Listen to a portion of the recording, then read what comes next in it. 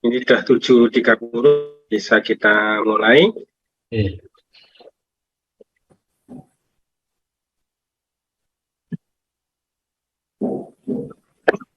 Baik, bismillahirrahmanirrahim. Assalamualaikum warahmatullahi wabarakatuh. Waalaikumsalam warahmatullahi wabarakatuh. Alhamdulillahirabbil alamin wa bihi nasta'inuhu ala umurid dunya waddin. Wassalatu wassalamu ala asyrafil anbiya'i wal mursalin wa ala alihi wa sahbihi ajma'in. Bapak Ibu jamaah pengajian tarjih online Sivitas Akademika Universitas Muhammadiyah Surakarta, baik yang menyimak melalui Zoom ataupun melalui TV Muhammadiyah dimanapun berada, semoga Allah Ta'ala senantiasa melimpahkan rahmat dan barokahnya kepada kita semua. Bil khusus kepada Ustaz kita, Ustaz Dr. Samsul Hidayat, ya. Alhamdulillah di pagi ini sudah bersama kita untuk berbagi ilmu, tausiah, nasihat kepada kita semua dalam kajian rutin ini. Dan Bapak Ibu semua, pada kesempatan pagi ini, insya Allah Ustadz Samsul Hidayat akan menyampaikan kajian terkait dengan fatwa Majelis Tarjih terkait dengan Natal dan Nabi Isa alaihi salam menurut Al-Quran dan Sunnah. Barangkali ini di bulan Desember sering di media massa, baik di berbagai kesempatan terjadi semacam pembicaraan yang barangkali itu sangat penting bagi kita memahami duduk persoalannya sesuai dengan tuntunan Quran dan Sunnah dan fatwa Majelis Tarjih. Baik, langsung saja saya persilahkan kepada Ustaz Samsul untuk menyampaikan materinya. Ustaz, kita mulai dulu dengan bacaan basmalah. Bismillahirrahmanirrahim. Bismillahirrahmanirrahim. Assalamualaikum warahmatullahi wabarakatuh. Waalaikumsalam warahmatullahi wabarakatuh. Bismillahirrahmanirrahim. Alhamdulillahirabbil alamin. Wa bihi nasta'inu ala umurid dunya waddin. Wassalatu wassalamu ala khatamil anbiya'i wal mursalin wa ala alihi wa ashabihi ajma'in. Amma ba'd. Ya ayyuhalladzina amanu taqullaha haqqa tuqatih wa la tamutunna illa wa antum muslimun. Ya Allah wa qulu qawlan sadida yuslih lakum a'malakum wa yaghfir lakum dunubakum wa man yuti'illaha wa rasulahu faqad faza fawzan azima. Amma ba'd. Bapak-bapak, ibu-ibu, Sivitas Akademika Universitas Muhammadiyah Surakarta, dan pemirsa TV-mu dimanapun berada, baik TV digital maupun melalui jaringan TV-mu YouTube, streaming, dan yang mengakses melalui Zoom. Semoga Allah selalu merahmati kita semuanya. Dan pada pagi hari ini kita akan mengkaji satu tema yang penting di bulan Desember, ya, menjelang tanggal 25 Desember. Selalu banyak pertanyaan yang muncul kepada Majelis Tarjih, kepada Majelis Tabligh, dan ya kepada pokoknya pemimpin-pemimpin agama atau para mubaligh di lingkungan Muhammadiyah khususnya dan juga umat Islam pada umumnya selalu muncul pertanyaan itu, bagaimana kita kalau diundang untuk ikut merayakan hari ya agama orang lain, misalnya Natalan bersama, seperti apa hukum Islam tentang itu ya. Jadi setiap tahun selalu muncul pertanyaan, artinya memang masalah agama ini masalah yang penting.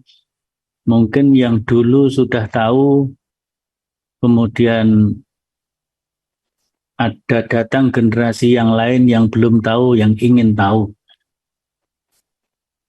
Atau yang dulu sudah tahu, sudah meninggalkan kita. Sehingga yang datang kemudian bertanya lagi. Nah, tidak apa-apa itu. Untuk penyegaran terus. Pokoknya ilmu agama memang harus selalu disegarkan. Dalam kaitan dengan 25 Desember, hari Natal, pertanyaan yang muncul diantaranya adalah hukum menghadiri Natalan bersama, mengucapkan selamat Natal. Biasanya itu yang ditanyakan. Tapi ini juga ada pertanyaan tentang bagaimana sebenarnya pandangan Al-Quran tentang Nabi Isa. Apalagi di dalam sejarah, ya, di dalam sejarah agama-agama,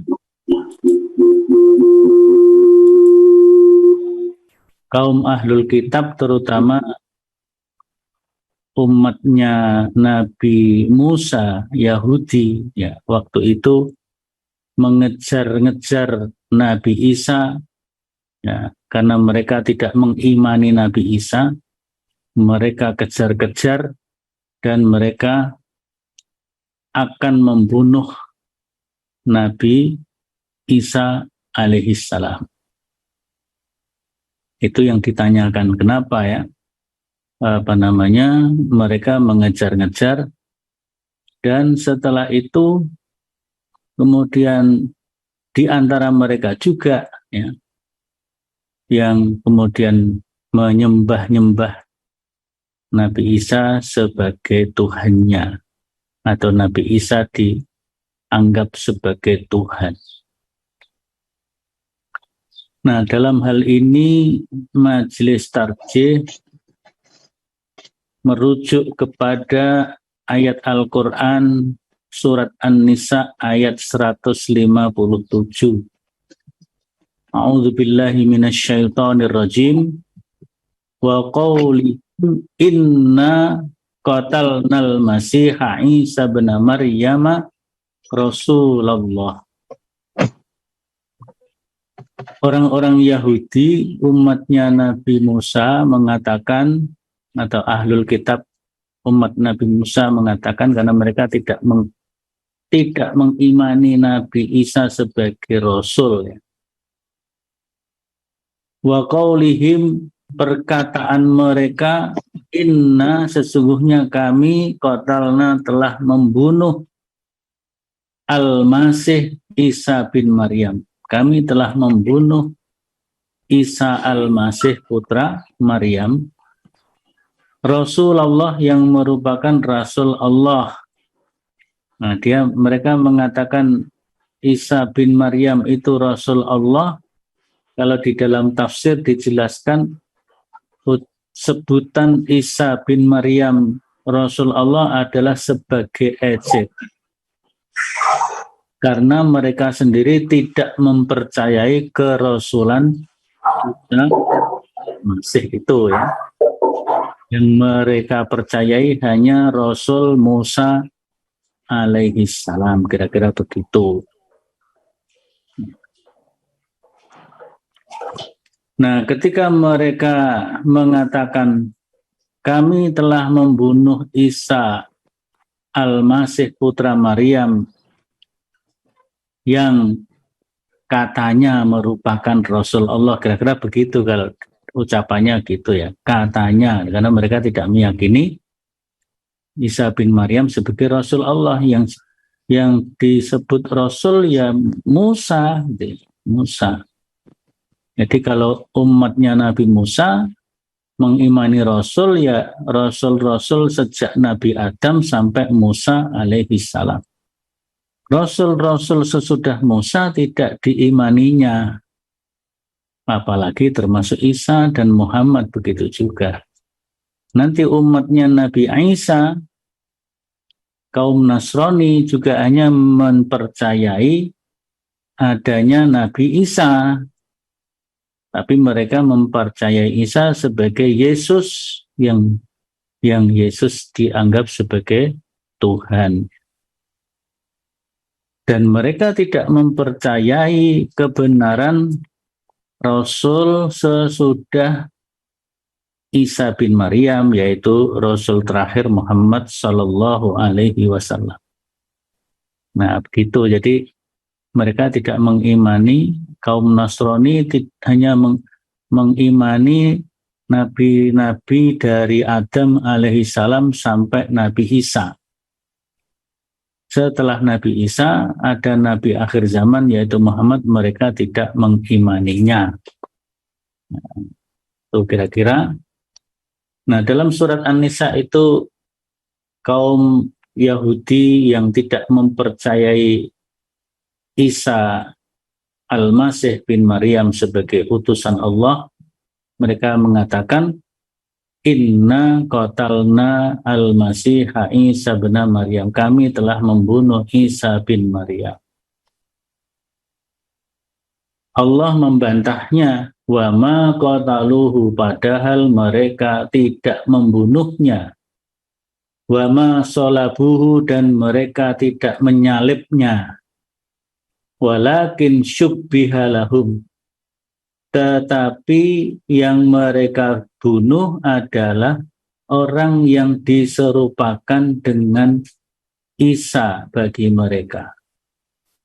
Nah, ini kemudian di dalam sebuah kitab namanya Barnabas atau Barnaba, Injil Barnaba, dikatakan menurut data di Injil Barnaba itu yang disalib dan dibunuh oleh kaum Yahudi itu adalah Yudas Iskariot. Nah, Yudas ini adalah kelompok mereka sendiri. Kelompok mereka sendiri yaitu kelompok Yahudi yang tadi ikut mengejar-ngejar Nabi Isa alaihissalam.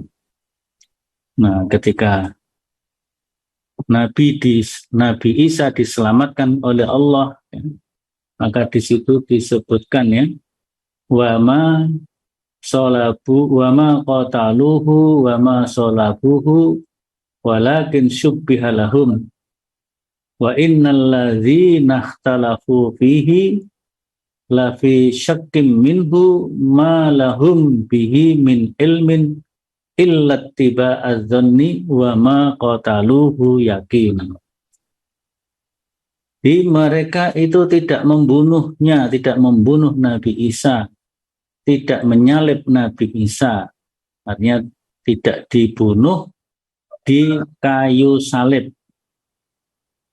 Tetapi yang mereka bunuh adalah orang yang diserupakan dengan Nabi Isa atas mereka.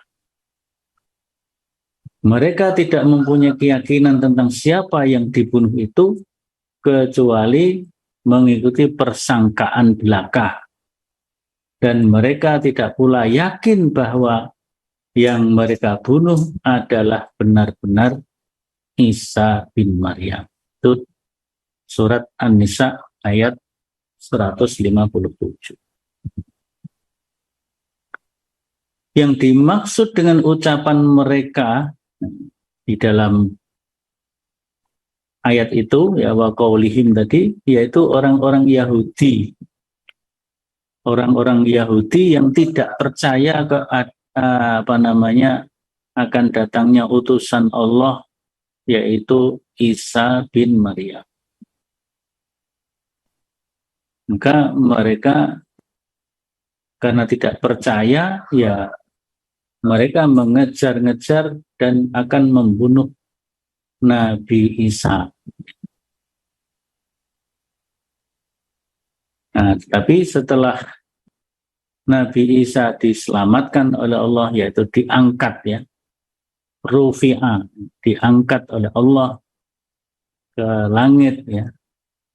Kemudian ada seorang di antara mereka yang diserupakan wajahnya seperti wajah Nabi Isa, dan mereka menganggap itu adalah Nabi Isa. Maka karena orang tersebut dianggap Nabi Isa, ya mereka tangkap, kemudian mereka bunuh, dan mereka bunuh dengan cara menyalib atau dipaku di kayu salib.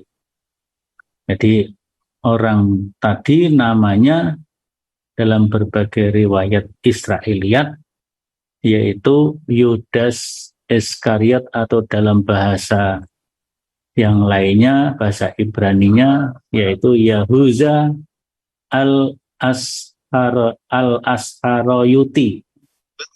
Jadi sama dengan Yudas Iskariot tadi. Nah, itu disebut dalam beberapa kitab tafsir yang mengutip dari kitab Injil Barnabas. Nah, di dalam ayat selanjutnya, ayat 158, Allah katakan, bal rafa'ahullahu ilaihi. Barrafa'ahullahu ilaihi, tetapi Allah telah mengangkat Isa kepadanya. Nah, mengenai perkataan mengangkat Isa oleh Allah sendiri, ada dua penafsiran di kalangan ahli tafsir. Begitu juga ahli hadis dan para fuqaha. Dengan memperhatikan sejumlah hadis-hadis Nabi SAW yang dikaitkan dengan firman Allah dalam surat Ali Imran ayat 55 yang berbunyi, inni mutawaffika wa rafi'uka ilayya.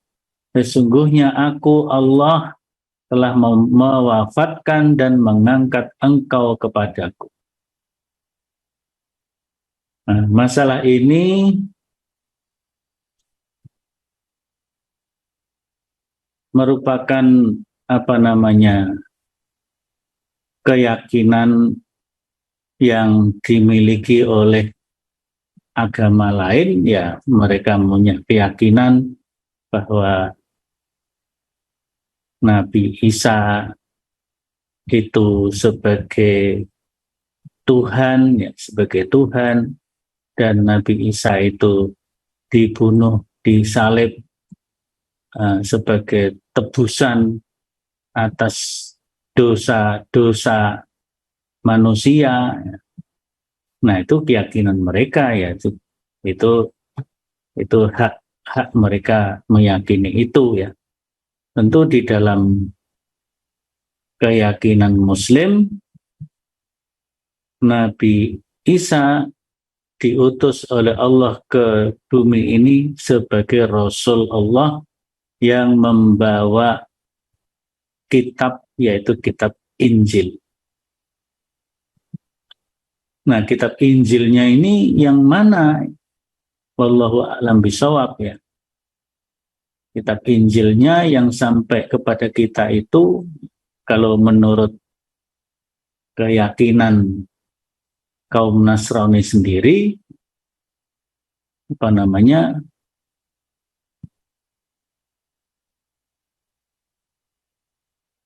mereka tidak mengetahui mana Injil yang asli ya. Karena banyak sekali versi kitab Injil itu ya. Banyak sekali versi kitab Injil tersebut. Nah, sehingga di dalam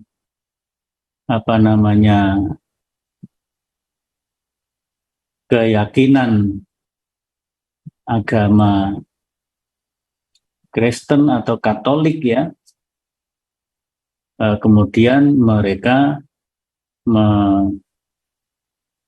menyeleksi kitab-kitab yang ada dari mungkin ratusan versi kitab Injil itu, yang diakui hanya 4 kitab Injil, yaitu Injil Matius, Injil Lukas, Injil Yahya atau Yohanes, dan Injil Markus.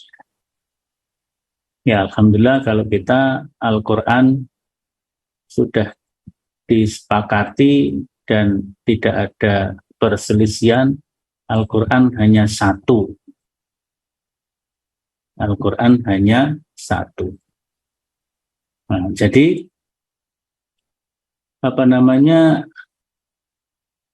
itulah Nabi Isa dikejar-kejar oleh siapa? Oleh kaum Yahudi yang tidak mempercayai Isa sebagai utusan Allah Ta'ala. Jadi bukan yang mengejar-ngejar Nabi Isa dan mau membunuh Nabi Isa itu bukan kaum Nasrani yang kemudian mempercayai Isa sebagai Tuhan, tapi adalah kaum Yahudi yang tidak mempercayai datangnya Rasul sesudah Nabi Musa alaihi salam.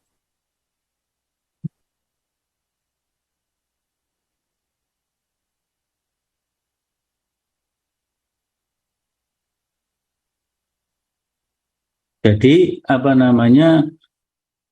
kemudian ada keyakinan ketika Nabi Isa itu disalib, ya, dibunuh di kayu salib, itu dipercaya oleh kaum Nasrani sebagai penebus dosa warisan.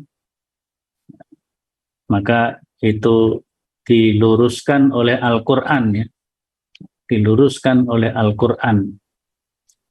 Jadi Nabi Adam ketika di surga kemudian makan buah dari pohon yang dilarang oleh Allah, kemudian diturunkan ke bumi, dan itu dianggap sebagai dosa warisan yang ditebus dengan datangnya Nabi Isa atau Yesus, itu tidak benar menurut keyakinan Al-Quran. Karena ketika Nabi Adam melakukan kesalahan itu, kemudian oleh Allah Ta'ala diberikan tata cara untuk bertobat. Nah, tata cara untuk bertobat, sehingga Nabi Adam sudah memohon ampun dan bertobat kepada Allah sehingga tidak menurunkan dosa warisan. Sebagaimana sabda Allah di dalam Al-Baqarah ayat 37 yang insya Allah kita semuanya hafal. Fatalaqqa Adamu mir Rabbihi kalimatin fataba alaihi innahu huwat tawwabur rahim. Kemudian Adam menerima beberapa kalimat, artinya menerima tuntunan untuk berdoa dalam rangka bertobat kepada Allah. Nah, dalam tafsir disebutkan kalimat itu adalah kalimat yang ada di dalam ayat yang lain, yaitu Rabbana dzalamna anfusana wa illam taghfir lana wa tarhamna lanakunanna minal khasirin. Itu di antara doa yang dibaca oleh Nabi Adam dalam rangka bertobat kepada Allah, mohon ampun kepada Allah, sehingga dengan begitu tidak menurunkan dosa warisan. Tidak menurunkan dosa warisan. Nah, di dalam tafsir Al-Manar dijelaskan bahwa cerita penyaliban Nabi Isa tidak ada sandarannya yang bersambung kepada individu-individu yang diriwayatkan dari mereka. Orang-orang yang meriwayatkan cerita itu benar-benar tidak dikenal secara meyakinkan. Sebagaimana diketahui dari ensiklopedia Prancis dan buku-buku lainnya yang dikarang oleh ilmuwan-ilmuwan Eropa secara bebas, sebenarnya sesuatu yang dapat diperoleh dari kumpulan riwayat-riwayat tersebut yang terputus sandarannya itu adalah orang-orang yang pertama yang membuat kepercayaan atau akidah salib di kalangan Nasrani. Dan orang itu yang dikenal dengan nama Paulus yang berdarah Yahudi, dia adalah sangat benci dan memusuhi Nabi Isa Al-Masih alaihissalam. Ini menurut tafsir Al-Manar yang ditulis oleh Syekh Muhammad Rashid Ridho. Menurut Rashid Ridho, Paulus sengaja mengakui dirinya sebagai orang Nasrani supaya apa yang disampaikan dapat dipercaya dan diterima oleh orang-orang Nasrani, padahal dia itu sebenarnya adalah orang Yahudi.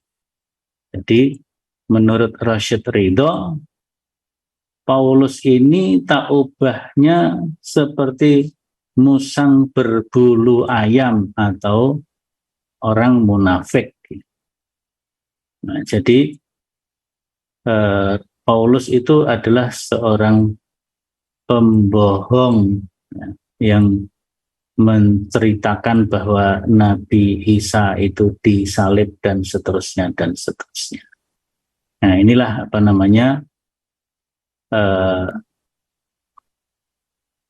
keyakinan atau penjelasan Al-Quran tentang Nabi Isa. Jadi Nabi Isa tidak dibunuh dan tidak disalib oleh orang-orang Yahudi tersebut, tetapi yang disalib dan dibunuh adalah orang yang diserupakan. Sedangkan Allah menyatakan bahwa Nabi Isa, inni mutawaffika wa rafi'uka ilayya. Sesungguhnya aku mewafatkan kamu dan mengangkatmu kepadaku. Jadi Nabi Isa diselamatkan oleh Allah Ta'ala dengan cara Nabi Isa diwafatkan dan diangkat. Diwafatkan dan diangkat ini seperti apa? Wallahu a'lam bishawab, tidak ada penjelasan. Dalam hal ini Ibnu Katsir berpandangan bahwa di dalam ayat-ayat Allah yang mulia bermaksud untuk menampakkan kekuasaannya bagi makhluknya ketika ia menciptakan Adam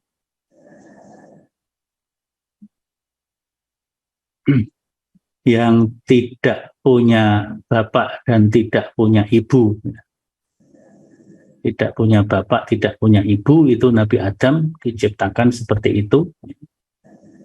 Khalaqa Adama la min dzakarin wala min unsa. Jadi Allah menciptakan Nabi Adam tidak berasal dari laki-laki dan perempuan, nanti tidak ada bapak dan ibunya.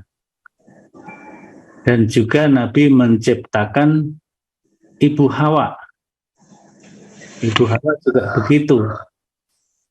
Ibu Hawa diciptakan dari laki-laki karena mengambil yang dari Nabi Adam. Tapi tidak ada perempuan, tidak ada ibunya. Sedangkan Allah menciptakan Isa adalah dari perempuan, dari ibu, tanpa laki-laki. Jadi ini penjelasan dari Ibnu Katsir ya tentang siapa Nabi Isa dibandingkan dengan manusia-manusia, makhluk-makhluk Allah yang lain. Kalau Nabi Adam artinya ketika Nabi Isa itu lahir dari seorang ibu Maryam tanpa ayah, Apakah mungkin itu terjadi? Itu sangat mungkin terjadi.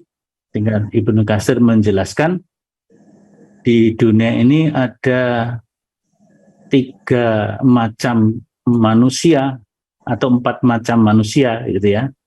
Yang pertama adalah Nabi Adam. Nabi Adam adalah seorang manusia laki-laki yang diciptakan tidak dari laki-laki dan perempuan, artinya tidak punya bapak dan tidak punya ibu. Kemudian yang kedua Ibu Hawa. Ibu Hawa juga tidak punya bapak dan tidak punya ibu, tapi diciptakan dari laki-laki. Jadi Ibu Hawa diciptakan dari bahan yang sama dari Adam, yaitu mengambil bagian dari tubuh Nabi Adam.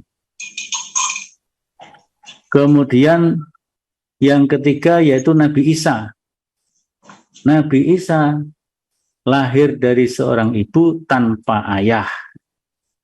Dan yang keempat adalah manusia pada umumnya yang diciptakan oleh Allah dari seorang ayah dan seorang ibu. Jadi manusia yang diturunkan oleh Allah ke dunia ini menurut tafsir Ibnu Katsir ada 4 macam itu ya. Nah, sedangkan Nabi Isa tentu menurut penjelasan Al-Quran, Nabi Isa adalah Rasul Allah yang membawa tuntunan syariat sebagaimana yang ada di dalam kitab Injil, dan itu meneruskan syariat Nabi Musa alaihi salam. Baru datang Nabi akhir zaman, yaitu Rasulullah Muhammad Sallallahu Alaihi Wasallam. Nah, yang kedua, pertanyaan yang muncul hampir tiap tahun yaitu bagaimana mengucapkan selamat hari Natal dan menghadiri Natalan. Ini juga persoalan keyakinan, akidah ya, yang harus diikuti oleh keluarga besar Muhammadiyah khususnya dan umat Islam pada umumnya. Berkaitan dengan itu, Majelis Tarjih Muhammadiyah di dalam memberikan fatwa merujuk kepada fatwa Majelis Ulama Indonesia yang waktu itu fatwa tentang Natal diberikan oleh Majelis Ulama ketika ketua Majelis Ulama itu yaitu Buya Hamka, salah seorang tokoh Muhammadiyah yang dipercaya menjadi ketua umum Majelis Ulama Indonesia. Beliau memfatwakan bahwa umat Islam diperbolehkan untuk bekerja sama dan bergaul dengan umat agama-agama yang lain, dan masalah yang berhubungan dengan masalah yang berhubungan dengan keduniaan atau muamalah duniawiyah. Seperti jual beli, pinjam meminjam, tolong menolong untuk kehidupan duniawi, misalnya menolong orang lain yang sedang kelaparan, itu diperbolehkan, bahkan dianjurkan kita menolong siapapun, tidak melihat agamanya. Bahkan kita diperintahkan untuk berbuat baik dan berbuat adil kepada siapapun, kepada pemeluk agama-agama yang lain, selama mereka bisa hidup berdampingan dengan kita dan mereka tidak mengusir kita, tidak memerangi kita. Kemudian umat Islam tidak boleh mencampur adukkan agama atau akidah dan ibadah dengan akidah dan peribadatan agama yang lain.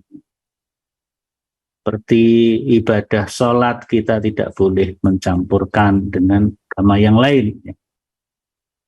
Bahkan ibadah yang sifatnya seperti muamalah, tapi itu ibadah mahdhoh, ya. Karena sudah ada tuntunannya langsung dari Nabi yaitu mengucap salam. Maka mengucap salam itu ya assalamualaikum warahmatullahi atau assalamualaikum warahmatullahi wabarakatuh. Dijawab waalaikumsalam warahmatullahi wabarakatuh. Tidak perlu ditambah yang lain-lain. Jadi ditambah dengan salamnya agama Nasrani, salam, itu tidak diperlukan. Kalau itu kita lakukan justru mencampur akidah. Mencampur masalah akidah berarti talbisul haq bil batil. Sudah assalamualaikum masih pakai salam, masih pakai Om Swastiastu, Namo Buddhaya dan sebagainya. Ya, salam biar dipakai kaum Nasrani, silahkan. Mereka mengucap kepada sesama Nasrani, salam dijawab dengan tuntunan mereka menjawab bagaimana. Ya. Ketemu orang Hindu, ya orang Hindu sama sesama orang Hindu silahkan pakai Om Swastiastu. Orang Islam tidak perlu, dan orang Hindu juga tidak perlu mengucap Assalamualaikum kepada umat Islam. Begitu seterusnya, karena ini adalah ibadah. Salam di situ dalam menurut Islam adalah ibadah. Jadi tidak boleh mencampur adukkan peribadatan agama kita dengan agama yang lainnya. Umat Islam harus mengakui, mengimani bahwa Isa bin Maryam adalah Rasul Allah. Jadi kita meyakini kerasulan Nabi Isa alaihis salam. Barang siapa yang berkeyakinan bahwa Tuhan lebih dari satu, Tuhan punya anak, Tuhan itu dan Isa Al-Masih adalah bagian dari Tuhan, maka itu adalah dalam pandangan Al-Quran termasuk kafir atau musyrik. Laqad kafaral ladzina qalu innallaha salisu salasah. Telah kafir orang yang mengatakan bahwa Allah itu adalah satu dari tiga Tuhan. Laqad kafaral ladzina qalu innamal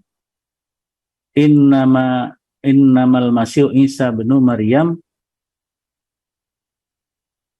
Jadi telah kafir yang orang yang mengatakan Isa bin Maryam adalah Tuhan. Jadi jelas sekali bahwa kita diajarkan untuk bertauhid, hanya bertauhid, hanya la ilaha illallah, qul huwallahu ahad. Tapi setelah langsungnya masuk Islam mengajarkan kepada umatnya untuk menjauhkan diri dari hal-hal yang syubhat, yang samar-samar, dan juga melarang, ya, mendahulukan, menolak atau namanya larangan Allah, ya, agar menjauhi hal-hal yang syubhat dan yang dilarang oleh Allah Subhanahu wa Ta'ala, termasuk larangan tadi mencampur adukkan keyakinan Islam dengan keyakinan agama-agama yang lain, mencampurkan salam Islam Assalamualaikum dengan salam yang lain, karena itu bagian dari ibadah.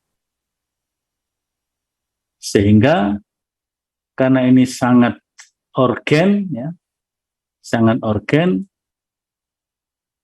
supaya kita menyelamatkan akidah kita, ya, menyelamatkan, memurnikan akidah kita, dan masing-masing pemeluk agama mestinya juga menjaga kemurnian agamanya masing-masing. Maka kita harus menghindari hal-hal yang bisa merusak agama kita. Sehingga dalam kaidah fikih itu disebutkan menolak kerusakan harus didahulukan daripada menarik kemaslahatan.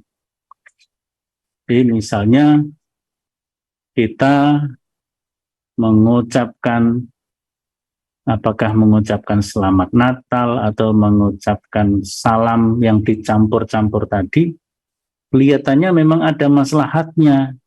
Kemaslahatannya seolah-olah kita menjadi menjadi bertoleransi, ya. Kita menjaga, seolah-olah kita menghormati keyakinan orang lain, mengucapkan selamat, mengucapkan salam dengan salam agama mereka, seolah-olah itu ada maslahat, ada hubungan kemanusiaan yang saling menghargai. Tapi di balik itu ada bahaya yang lebih besar. Bahaya yang lebih besar adalah tercampurnya akidah, terkotorinya kemurnian akidah. Nah, itu lebih besar bahayanya. Maka menolak bahaya harus didahulukan daripada mengambil kemaslahatannya. Oleh karena itu, mengucap salam, mengucapkan selamat Natal itu ya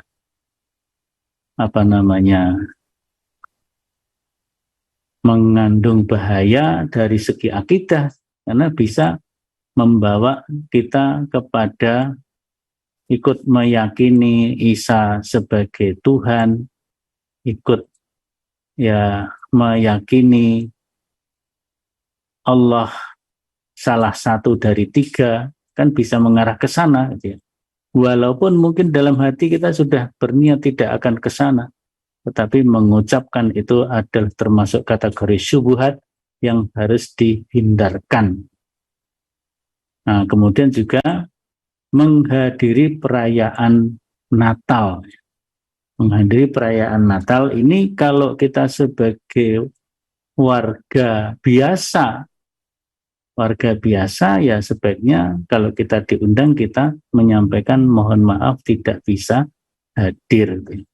Tapi kalau mungkin sebagai seorang pejabat yang ngemong banyak orang, ya, ngemong banyak warga negara, ya mungkin bisa menghadiri sebagai jabatannya. Mungkin dalam perayaan Natalan bersama itu ada sambutan dari pejabat, ya sebagai pejabat menyampaikan sambutan sekedarnya. Setelah itu dia meninggalkan acara, karena acara biasanya dilanjutkan dengan acara yang lebih khusus, lebih spesifik di antara mereka, dan itu silahkan mereka memiliki keyakinan sendiri, laksanakan keyakinannya, kita hormati, kita berikan toleransi mereka untuk melaksanakan keyakinannya. Jadi mengucap selamat Natal dalam pandangan majelis tarjih termasuk dikategorikan sebagai bagian dari syubhat. Syubhat itu samar-samar hukumnya. Samar-samar, maka itu sebaiknya tidak dilakukan. Bahasanya sesuatu yang dianjurkan untuk tidak dilakukan. Menghadiri Natal bersama juga hukumnya haram. Mengikuti upacara Natal bersama bagi umat Islam hukumnya haram. Dan agar umat Islam tidak terjerumus kepada syubhat dan larangan Allah, dianjurkan untuk tidak mengikuti kegiatan-kegiatan perayaan Natal. Khusus untuk mengucapkan selamat Natal juga karena termasuk kategori syubhat, dianjurkan untuk tidak dilakukan. Ini tuntunan majelis tarjih sudah sangat jelas dengan juga merujuk kepada fatwa Majelis Ulama Muhammadiyah yang dulu pernah disampaikan oleh Ketua Umum Majelis Ulama yang tokoh Muhammadiyah, yaitu Buya Hamka. Saya kira itu dua hal yang sudah saya sampaikan. Yang pertama adalah tuntunan Al-Quran tentang siapa Nabi Isa itu sebenarnya, dan apakah Nabi Isa dulu dikejar-kejar itu dibunuh dan disalib oleh mereka? Al-Quran sudah sangat jelas memberikan penjelasan, wa ma qataluhu wa ma sholabuhu walakin syubbihalahum. Jadi menurut Al-Quran, orang-orang Yahudi yang mengejar-ngejar Nabi Isa itu mereka tidak membunuh, tidak bisa membunuhnya dan tidak bisa menyalibnya, tapi yang mereka bunuh dan yang mereka salib adalah orang yang diserupakan, yaitu Yudas Iskariot. Yang berikutnya tentang hari Natal, ya.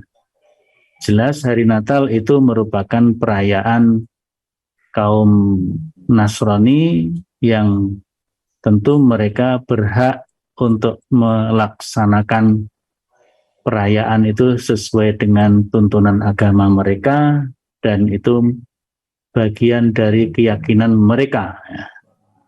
Nah, kita sebagai kaum muslimin dilarang atau diharamkan untuk mengikuti dan menghadiri perayaan Natal tersebut, kemudian mengucapkan selamat Natal termasuk kategori yang syubhat yang harus kita hindari atau sebaiknya untuk tidak dilakukan. Saya kira begitu, terima kasih. Masih ada waktu beberapa menit untuk mungkin ada yang bertanya. Terima kasih. Terima kasih, jazakallah khair Ustaz Samsul Hidayat atas paparannya dan kajian yang komprehensif ya, dengan merujuk pada fatwa tarjih Majelis Tarjih PP Muhammadiyah. Baik, Bapak Ibu peserta, barangkali ada yang mau bertanya secara langsung, saya persilahkan. Kalau tidak, kita akan baca di kolom chat ini. Yang pertama dari Pak Yudi Wibowo, bagaimana jika berjualan untuk aksesoris Natal, yaitu memanfaatkan momentum ini bulan Desember, kemudian berjualan aksesoris Natal. Ripun Ustaz? Ya, berjualan aksesoris Natal ini kan berarti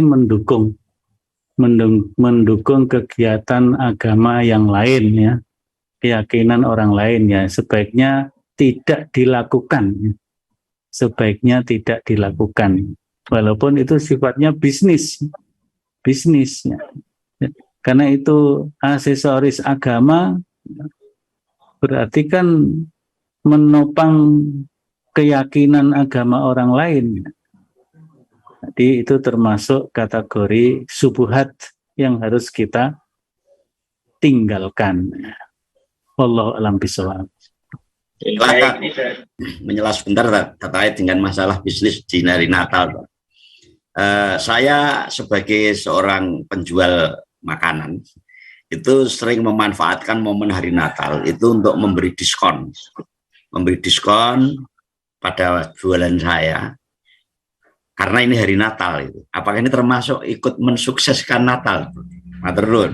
Kalau itu kan jual makanan umum yang yang beli orang umum, tidak mesti yang beli itu orang Nasrani, dan untuk keperluan pelaksanaan agamanya ya itu tidak mengapa kalau yang seperti itu, yang sifatnya open pemakaian, open pembelinya, open siapa saja memungkinkan untuk beli ya tidak masalah kalau itu. Yang dimaksud adalah tadi yang disebutkan tadi adalah aksesoris khusus untuk agama ya. Aksesoris untuk pelaksanaan keyakinan itu yang harus kita tinggalkan. Tapi kalau itu kebutuhan untuk umum, makanan, pakaiannya juga pakaian untuk umum, kemudian dalam rangka hari Natal, dalam rangka tahun baru, dalam rangka apa, diberi diskon ya tidak masalah kalau itu, insya Allah. Terima kasih. Baik, berikutnya ini dari Pak Daru, bolehkah seorang Muslim berfoto-foto di depan pohon Natal yang banyak terpasang di pusat perbelanjaan ataupun di depan kantor Balai Kota Solo? Apakah termasuk ikut merayakan Natal? Berfoto-foto maksudnya apa? Foto-fotonya kan gitu kan? Kalau maksudnya berarti ikut merayakan Natal ya sebaiknya tidak dilakukan. Tapi kalau foto-foto biasa seperti yang lain ya monggo saja. Tapi kan itu sudah jelas kan barang-barang yang kita jadikan latar belakang untuk foto kita. Nah, kenapa memilih yang itu kan, itu masalahnya gitu aja.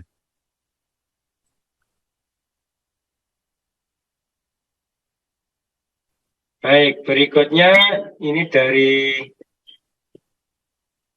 Bu Octavia. Ustadz, keluarga ayah saya Kristen dan kebetulan keturunan Cina. Alhamdulillah ayah saya seorang mualaf. Bagaimana hukumnya jika kami yang Muslim datang ke acara yang istilahnya Natalan dan Imlek karena undangan dari keluarga? Ya, kalau itu keluarga dekat seperti ayah dan sebagainya, kalau itu acaranya acara yang sifatnya kekeluargaan, tidak acara ibadat ritualnya, insya Allah tidak mengapa ya. Dalam konteks keluarga, mungkin dalam hari raya, kemudian mereka mungkin makan-makan, ingin mengundang sesama keluarga yang lain yang kemudian kebetulan agamanya beda, tetapi mereka tetap menghormati makanannya harus makanan yang umum, yang halal, semuanya bisa makan. Itu insya Allah tidak mengapa, karena itu tidak pada ritualnya dan itu sifatnya kekeluargaan ya, kekeluargaan. Artinya sesama keluarga meskipun beda agama ingin tetap menjalin silaturahim yang baik, hubungan yang baik, ya itu tidak mengapa. Yang penting tidak sampai mengganggu kepada keyakinan, peribadatan, ritual dan sebagainya. Wallahu a'lam bishawab. Ya, tadi ada tambahan, selama ini kami juga mengucapkan selamat Natal dan Imlek tanpa mengimani kepercayaan mereka, sekedar menghargai perayaan mereka. Ini bagaimana menyiasatinya, Ustaz? Ya, mengucapkan selamatnya ya mungkin selamat merayakan gitu saja, selamat merayakan, tidak selamat beribadahnya, tidak ya, selamat merayakan, apalagi itu dalam konteks hubungan keluarga dekat tadi ya, keluarga dekat atau mungkin sebagai seorang pejabat ya, sebagai seorang pejabat yang ngomong banyak orang, mengucapkan selamat dalam rangka jabatannya, perannya, insya Allah tidak mengapa. Tapi kalau kita tidak punya peran apa-apa, mengucapkan selamat untuk apa kan? Sementara toleransi bisa kita lakukan dalam bentuk-bentuk yang lainnya yang lebih menyelamatkan dan memurnikan akidah kita masing-masing. Baik. Berikutnya dari Pak Agus Budi Wahyudi, ini komentar atau pertanyaan. Hari Ibu tanggal 20 Desember, lalu ada rencana bazar dan bakti sosial diundur 25 Desember.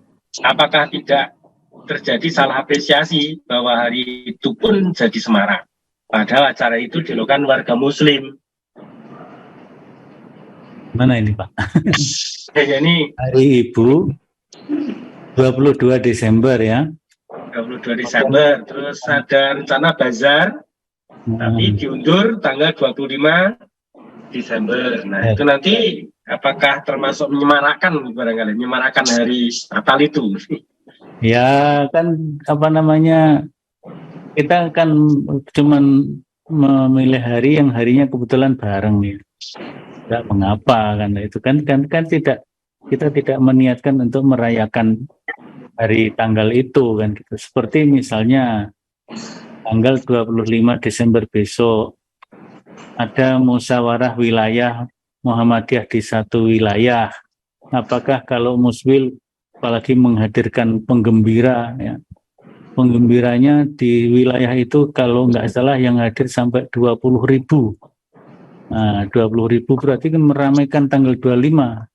Tapi kan tanggal 25 itu dalam rangka muswil, bukan dalam rangka merayakan Natal. Itu kan jadi tidak ada hubungannya, insya Allah. Tidak masalah. Baik. Termasuk hari ibu tadi, bazar hari ibu harusnya tanggal 22, bisanya tanggal 25 ya tidak masalah. Baik, ini dari Pak Solehamini.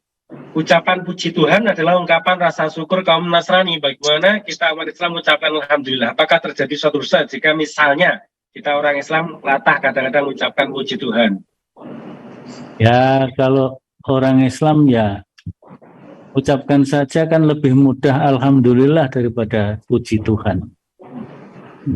Lebih enak Alhamdulillah, sudah jelas. Kalau kita mengucap Alhamdulillah itu jelas doa, ya, itu doa dan itu bersumber dari Al-Quran, berpahala. Mengucapkannya mudah, itu dia masuk bagian dari doa dan sumbernya dari Al-Quran, mengucapkannya mendapat pahala. Tapi kalau kita mengucap dengan puji Tuhan, itu agak susah, itu lebih mudah Alhamdulillah daripada puji Tuhan. Tidak berpahala karena itu tidak berupa doa, apalagi sumbernya tidak dari Al-Quran. Baik, ya. Baik, terima kasih Ustaz atas jawabannya. Ini masih ada sekitar 3 menit, barangkali masih ada yang mau bertanya. Ada yang raise hand, Pak. Monggo, silakan langsung mawon di open mic-nya. Ji, saya Pak. Menyambung pertanyaan yang tadi sudah disebutkan bahwa sebagai penjual terkadang memanfaatkan momen-momen itu untuk memberikan diskon gitu. Berarti kalau sebagai konsumen tidak apa-apa nggih Pak? Maksudnya kita memanfaatkan diskon itu ketika ada diskon Natal dan Tahun Baru gitu. Oh, mumpung ada diskon ini kita beli gitu. Seperti itu boleh tidak nih Pak? Enggak apa-apa itu ya. Jadi kan diskon itu diberikan kepada umum ya. Jadi bukan diskon untuk keperluan Natal ya. Tapi dalam rangka ya, kalau namanya orang bisnis seperti membuka bisnisnya dalam rangka menarik konsumen untuk beli. Hari apapun dia menawarkan, pas 17 Agustus menawarkan diskon, Idul Fitri menawarkan diskon, hari Natal menawarkan. Sebagai konsumen tidak masalah. Sebagai penjual saja, sebagai pedagang saja nggak masalah. Misalnya Pak Sony tadi jual telur, jual daging ayam. Kalau hari biasa sekilo 50.000 misalnya, itu karena ayamnya bagus. Kemudian pas hari itu diskonnya 50%. Hari Natal diskonnya 30%.